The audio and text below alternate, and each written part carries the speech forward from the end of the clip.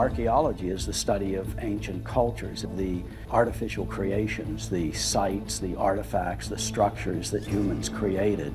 Much of archaeology is looking at the details of the land. What we're trying to do is understand the past. Through discarded materials. What can you tell about that place at that time from what animals were living there? You know, what did people eat? And the connection to the environment, some of those things are still enduring today, and that's a symbolism of their endurance.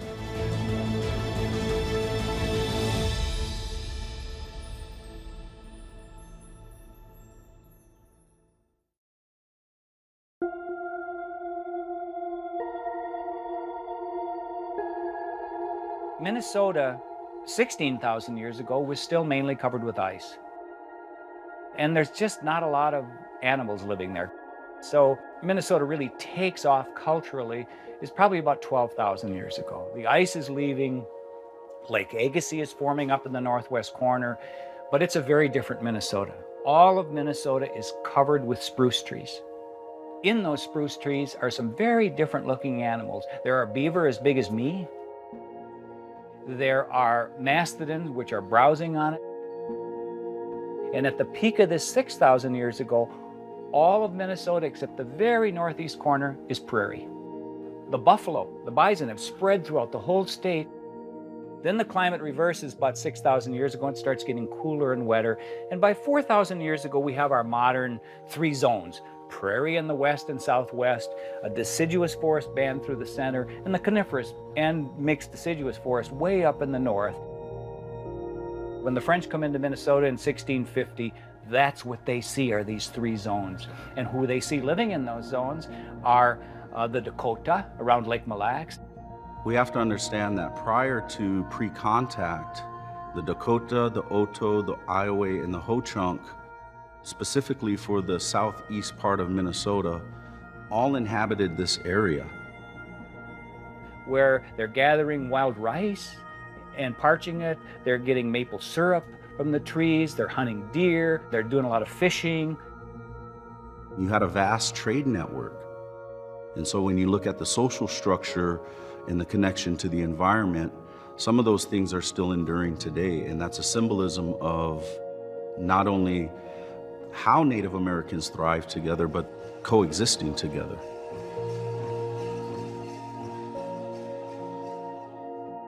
The way that I explain archaeology is that you are taking all available evidence, the things that people left behind, and especially when you're dealing with pre-contact archaeology, there isn't a written record. If there are no historical records, we use the term prehistoric. And so prehistoric archaeology is the archaeology of peoples who have not left any historical records. It sometimes can be hard to get it across without examples of, like, we don't have giant flashy pyramids, but we have the mound groups all over the state. We have over 12,000 mounds in the state that have been documented.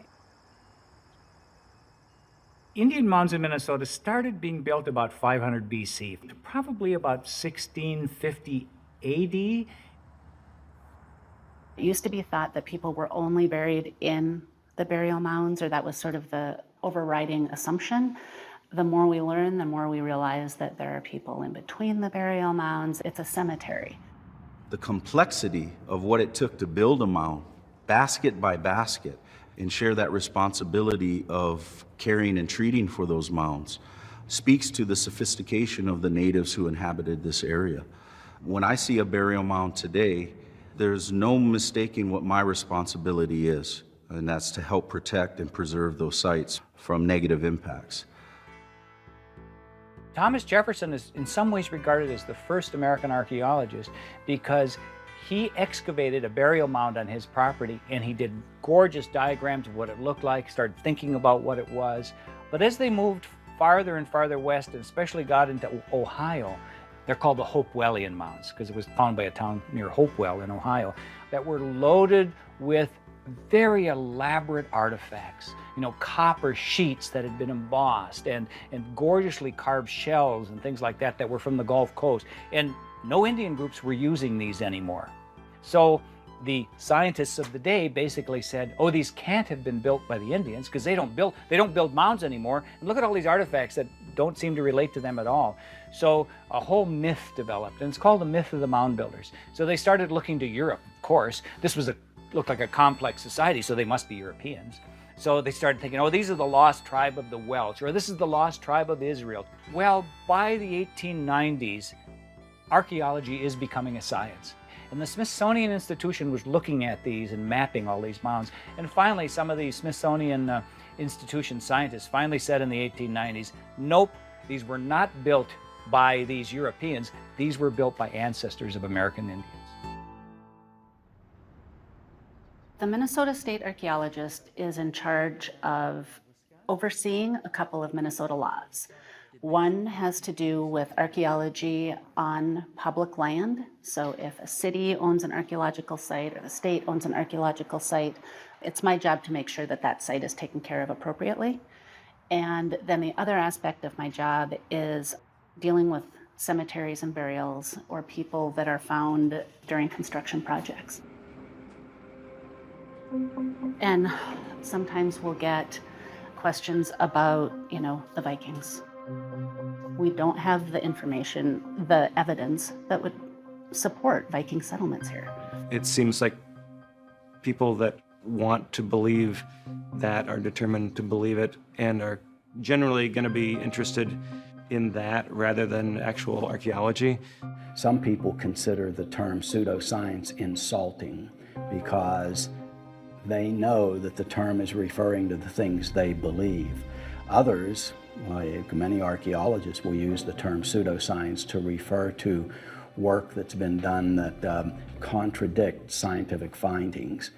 Well, science wasn't always important in archaeology. When I started school at the University of Minnesota in the late 60s, there was a debate raging in archaeology, and it was, is archaeology science? And if we're going to be a science, let's fully behave like scientists. Archaeologists go to places and use all sorts of techniques and methods to learn about what happened at a place where they found physical remains in or on the ground. They may be ecofacts, natural objects like pieces of wood, artifacts or things that people made, animal bones, seeds from plants. So science works by, you have a set of hypotheses. You address these hypotheses by experimentation, or with regard to archaeology, with digging. We would go to a site. First thing we had to do was put in a reference point from which we could make measurements. Then lay out a grid over the site so that everything that we found could be put into Cartesian coordinates, north, south, east, west, up, down. Then they had to start digging in layers if we had natural stratigraphy. Or if there were no natural layers, I would dig by arbitrary levels. Usually you'll see little black specks, and usually that's a sign of charcoal. These are burnt remains, and when they're burnt, they stay preserved. What we do is we collect all the soil, any matrix with it, and we put it into bags, and we take it back to a lab setting, and we do what we call a flotation process. The botanicals typically float to the surface. We let them dry, and then I go through the microscope and do a sorting of it. The dominant plant remains that we find are your corn, your beans, and your squash. They have their domesticated plants, but they also have the plants that they have to go and forage and gather. So that's also the interesting part, is what are they seeking out to put part of their diet? Because sometimes your hypotheses or your question might lead into being something you already thought, or it might take you down a completely different path. Technically, you don't test that idea, you test the alternatives to that idea. A good scientist tries to falsify their hypothesis. And you're left with one that seems right. You're never positive it's right for true science. You're 99.9% sure it's right. And I got caught on this with the runestone in Minnesota. One of the believers in the runestone, I was talking to him once and he said, "You're not a scientist. You tell me the runestone can't be true." And I thought about that for a minute and I said, "You're right. I'm 99.99% sure that it's not true." The Kensington stone is part of a long series of fake artifacts in North America. It weighs 200 pounds.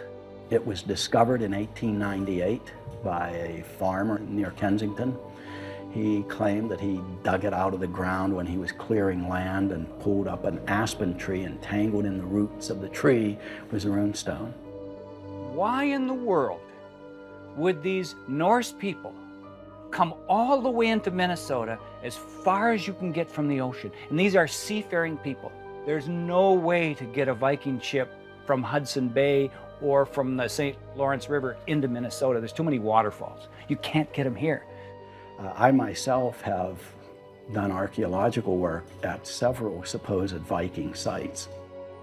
Now, if there's a Viking village here, we should be finding fragments of metal, we should be finding good evidence of fire, we should be finding lots of bone from the animals that they were butchering and eating. There was nothing. It was just mud. The real history of ancient Minnesota is the history of the Indian people who lived here. And that's who lived here in the 14th century. Not Norse explorers, but American Indians. And that's the story that we're finding when we excavate archaeological sites. We have archaeological sites dating to the 14th century, the 15th century, the 13th century. They're American Indian sites. This was their land, and this is their story we have to tell. The Dakota were mound builders. If you do a density map of where the mounds are in Minnesota, you see 3 core areas: Lake Mille Lacs, the Red Wing area, and the Lake Minnetonka area. And there's Mounds Park. These mounds are complex. Some of them are singular mounds, and some of them are group mounds. These big circular mounds tend to be the core and be the oldest, whereas all the little small round ones, that they tend to be very late. You know, they're the last mounds built. You have mounds that have actual burial chambers, which are just filled with dirt. And then there are other examples where those burial chambers have been entombed with local rock from the area. And those are burial pits. So you have the human body interred in the burial pits. You also have human interment directly into the mound above ground. When one of the first avocational archaeologists in Minnesota, Theodore Lewis, dug into those mounds, first in the 1860s and then in the 1870s, and Lewis wrote them up. And he found stone-lined crypts. So these are, you don't find these in Minnesota. Usually they just, you know, the person is buried in the ground, in a hole in the ground, and then the dirt's heaped on top.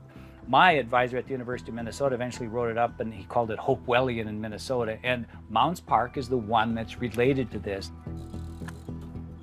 I think the first thing that everybody needs to recognize is that these are sacred places.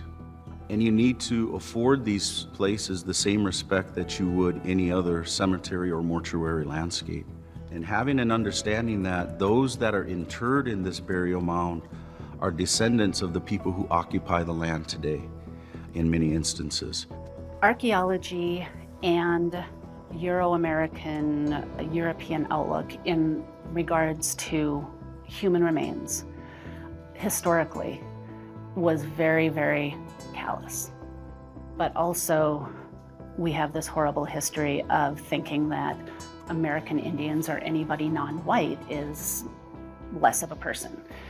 And so those two things going hand in hand created a really horrific beginning of looting, of stealing bones, of stealing the things that people were buried with. People would get dressed up in their suits and go digging mounds because they thought there was treasure there. Well, there were no riches in the mounds in Minnesota. These were simply cemeteries. Again, we have to look at how these areas are classified. Many of these are classified as park areas, when all actuality they should be classified as cemeteries and then treated accordingly. In the late 1960s and early 70s, and Minnesota was one of the leaders in this, we started having conversations with each other saying, maybe this isn't right that we're digging in these mounds. So by 1973, all mound group excavations had ceased in Minnesota. Unless there was a road going through a mound, then you had to, we called salvage it, we had to get it out, and then the bones were reburied. By that time, we were realizing, let's do everything we can to protect burials in Minnesota, and it doesn't matter what your ethnicity or what your religion, every burial is sacred and we should leave it alone. And that's why the law was first changed in 1976 in Minnesota and then strengthened in 1978. And from then on, it's basically been illegal to dig into a mound unless you have the permission of the state archaeologist and the Indian Affairs Council, and that's just not going to happen. And so to have a state law that includes caveats for burial mound protection is again another tool that we utilize and we rely on. And we work in partnership with the Minnesota Indian Affairs Council, who's entrusted with that responsibility statewide for burial mound protection. Back in the 90s, I was involved in a number of investigations documenting things that had been excavated from mounds from the 30s, 40s, 50s, and that were being considered for repatriation under the Native American Graves Protection and Repatriation Act, or NAGPRA as it's more commonly known. I think coming out of that experience, it let me feel very comfortable about the idea of just leaving things alone. But it's our job as tribal historic preservation officers to exercise that law to its fullest extent, to ensure that the return of these objects are successful and that not only lineal descendants, but communities have access to these objects as well. Some of the challenges that we see today with some of the federal land managing agencies is just the lack of understanding of how to engage tribes, what constitutes meaningful consultation. Some of the examples that we have that demonstrates meaningful consultation is when tribes are involved in the process early and often. As state archaeologist, I feel like one of my primary roles is to help archaeologists and the tribal communities do what they need to do to learn about our past, to preserve our past, and most importantly, to let other people know about the past that really is here, because there's not enough outreach. Let's take Indian Mounds Park, for example. 2 years ago, the St. Paul Park and Rec introduced their 5-year plan. Included in this plan were such improvements for trail realignment, site interpretation, all good things. However, included in those plans and designs were a splash pad in between the mounds, calling for more picnic areas and things like that. There was also a level of archaeology that was proposing to be done at Indian Mounds Park that we felt was intrusive archaeology. And so as a TIPO office, Tribal Historic Preservation Officers, we made a few recommendations to use technology that is non-intrusive to help delineate the burial mounds and to assist with the trail realignment. And so without tribal voices at the table, you'll have this type of planning that doesn't take into consideration the cultural sensitivity of the area. Some of these areas, I mean, it would be wonderful, all of the areas that are really important to tribal communities gets more fully into the record so that we're more completely and on the front end aware of things before something bad happens. The National Register of Historic Places allows properties to be listed for 4 reasons. Are they important to history? Was there a famous person associated with them? Does it have some kind of unique or important architecture? The final one is called Criterion D, and that does it have research potential? Well, when we were realizing we shouldn't dig into mounds, all of a sudden their research potential plummeted. Secondly, a lot of the mounds were reconstructions. At one time, the people who lived on the other side of Mounds Boulevard didn't like the mounds because it blocked their view of the river. The park board in St. Paul cut down a lot of the mounds so people had a better view of the river, and then they realized about 20, 30 years later, oh, we shouldn't have done that because that was part of our history. They built the dirt up again. One thing that I was particularly interested in was whether the locations where mounds once had been but were no longer visible might contain sub-mound remnants, burial pits, or other things that are still there intact under the soil. Now, if you can't dig them, we can use things like ground-penetrating radar. And this is a sound wave that actually goes into the ground, and then it bounces back, but it starts mapping what's down in the ground. The advances in geophysical technology have allowed us to gather information in a non-invasive, non-destructive way. One of those sites was the Indian Mound Park Mound Group here in St. Paul. Sure enough, they showed clusters of archaeological features, anomalies of some sort, in and right around the areas where the mounds had been mapped, but where they are no longer extant above ground. And so in terms of National Register significance, that shows us all those things together. Clearly it was eligible. Just listed on the National Register of Historic Places about 2 years ago. And so one thing that has been incredible has been LIDAR. And it means light detection and ranging. It's an acronym, LIDAR. LIDAR is you go up in an airplane and have a laser. And the laser shoots down a beam and it comes back and it can measure the distance from hitting the ground and back. So LIDAR can build very, very accurate topographic maps. They can process that in lots of ways. They can kind of make the trees disappear and get a really close image. Very, very ephemeral features like remnants of burial mounds, for example, that are difficult to see with the naked eye on the landscape can become visible. All these mounds that were mapped in the 1870s and 1880s by Theodore Lewis, with his compass and with his pencil and his notebook, we look at these groups that Lewis mapped, and there might be 98 mounds that Lewis mapped there. We found 5 more using LIDAR that he didn't see because they were in a little bit of vegetation or something, or there was a crop there then. He didn't see them. So finding mounds using LIDAR has been a revolution. Speaking specifically for the Red Wing area had the largest concentration of burial mounds on the landscape in Minnesota. And some of the archaeological evidence that we turn to tells us that some of these burial mounds were family burial mounds.